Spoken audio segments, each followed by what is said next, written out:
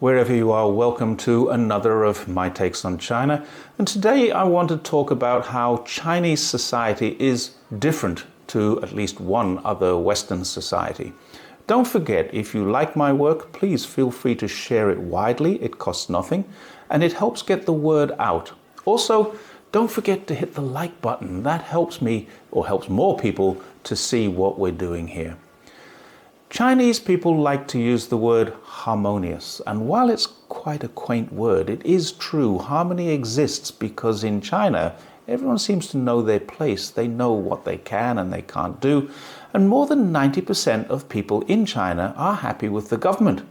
This kind of satisfaction rate can only be achieved if people agree the job is being done and it's being done right. Harvard University said this, not me.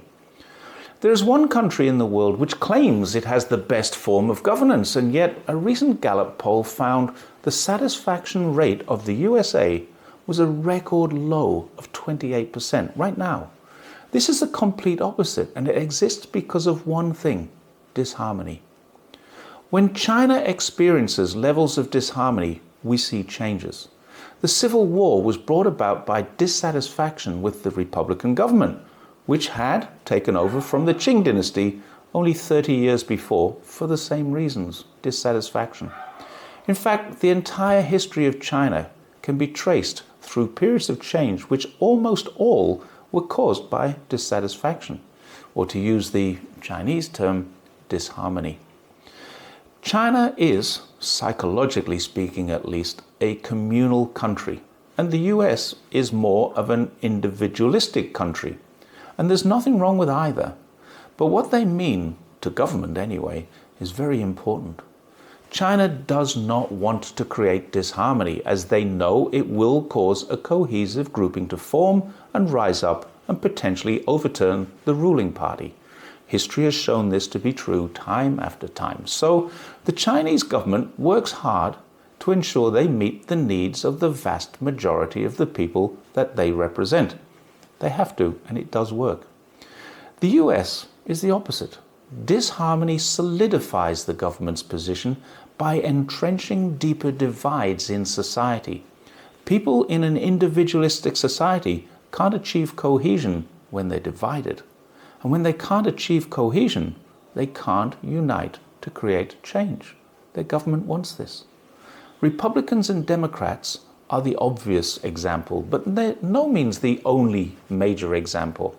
Pro-life, pro-choice, that's a big one.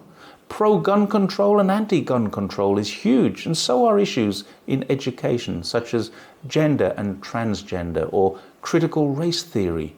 But the divisions go deeper. Many on both sides of the political spectrum want university debt relief, while many don't. A large number of people, 69% in fact, want Medicare for all, while a much smaller number don't. Poverty and homelessness continue to grow. Crime is an interesting statistic because the FBI tells us that it's declined, but 17% of law enforcement agencies didn't even submit figures, and new laws in some states removed thousands of crimes of shoplifting and theft off the books. It's no longer a crime in California, just a misdemeanor, to walk into a store and steal up to $950. The Hoover Institute tells us that crime in the USA has, as perceived by many, actually increased. Another dividing factor is the massive prison population and the racial equality which either creates that or is created by it. Whilst the prison population is in fact declining, the number is still a massive 5.5 million incarcerated at last count. Each of these problems, if tackled alone, could be easily handled, but none are being tackled, and they combine to contribute to the decline of a once great nation, at the same time as the solidification of that nation's leadership, because they prevent cohesion. They stop someone rising to the top as an alternative leader, because support for any one of these issues will mean alienation of all those against the issues. The people of the US can't even agree on the Second Amendment, which was designed to allow them to protect themselves from their government. Does it mean individually or only as regulated militias such as the National Guard?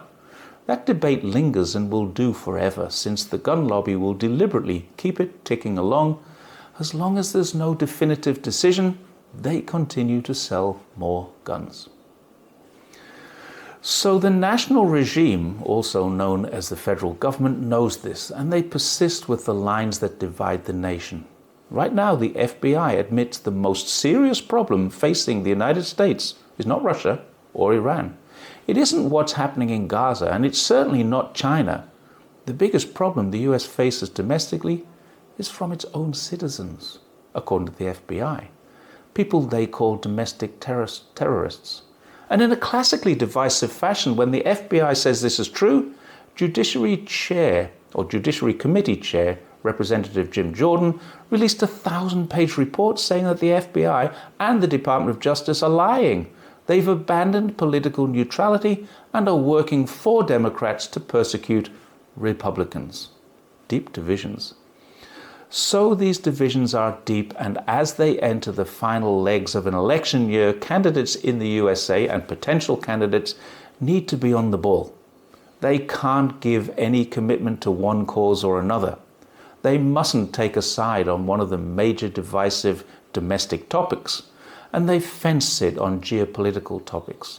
Vivek Ramaswamy, for example, has been recently criticized for having 3 distinctly different views on Israel, depending on who his audience are.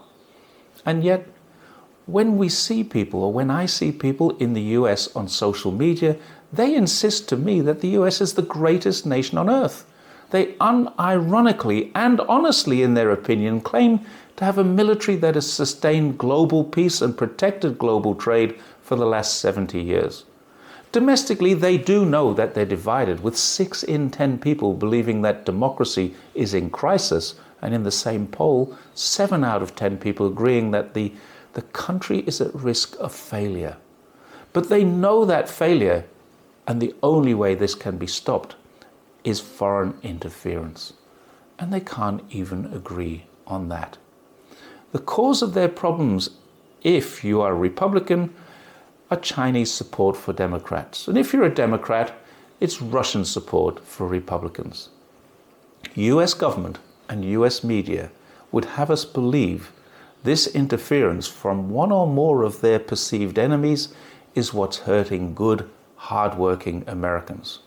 It's nothing to do with the lack of good governance, legalized corruption in the form of lobbying, or a democracy that ignores the wishes and needs of the very people that it's elected to represent and serve, or even the divisiveness that they're living amongst. But now, Russia is preoccupied with a war with its neighbor. It's less inclined, in Americans' opinion, to interfere in US affairs, at least according to some reports. So now America was in a quandary, but for the first time since the founding fathers put their initials onto a Bill of Independence, the US has agreed something. They have one thing that they can all agree upon, and that's the threat they believe China poses. Every media outlet is behind it, every politician has come on board, and every single person in the US society is fed a daily dose of anti-China rhetoric to ensure the flames burn brightly. And sadly, because there is very little else that they want to agree to, most of them accept that. And it's in every media, and everyone else says it. China is a threat. So it must be, except it isn't. Thanks once again for watching, and I'll see you next time. Bye for now.